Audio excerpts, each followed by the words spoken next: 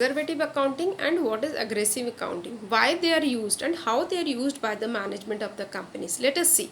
So generally financial statements are reported in an unbiased way so that the financial analyst can get a clear picture out of it, but that doesn't happen all the time. Okay, and as per the generally accepted accounting principle gap, the choice is being given whether to use conservative accounting or aggressive accounting. In conservative accounting, it tends to reduce or decrease the value of reported earnings and the financial position, and in this aggressive accounting, they tend to increase the reported earnings and the financial position. Okay, and generally it has been seen that for aggressive accounting, in aggressive accounting, they tend to reduce the reported earnings for future periods, and for conservative accounting, they tend to increase the future earnings for future earnings of the of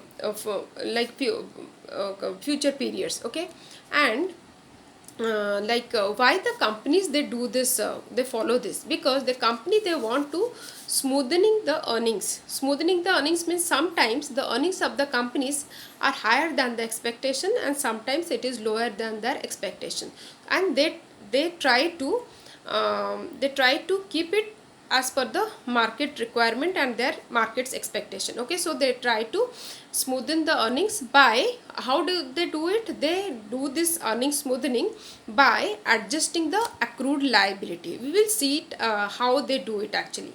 So when the company's earning is higher than the expectation, okay, by using this conservative accounting, they reduce the earnings, reported earnings, and they adjust this accrued liability. Okay, they increase the accrued liability amount, and they keep they keep this unreported earnings. Okay, the which is called the deferred earning. Okay, they keep it for the period when the earnings will be lower than the market expectation. Okay, and how do they adjust that part? When the reported earning will be lower than the market expectation, then they will use this deferred earning in that period, and they do that by the adding the deferred earning in that period, and they will, what they'll do, they'll reduce the accrued liability part for that particular period. So that is how they do this adjusting part and do the earning smoothing.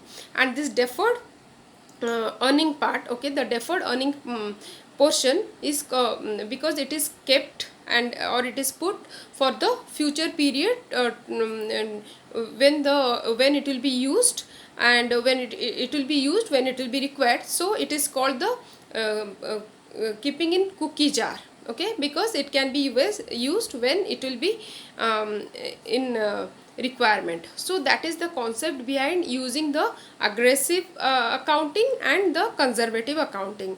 That is about it. Thank you very much.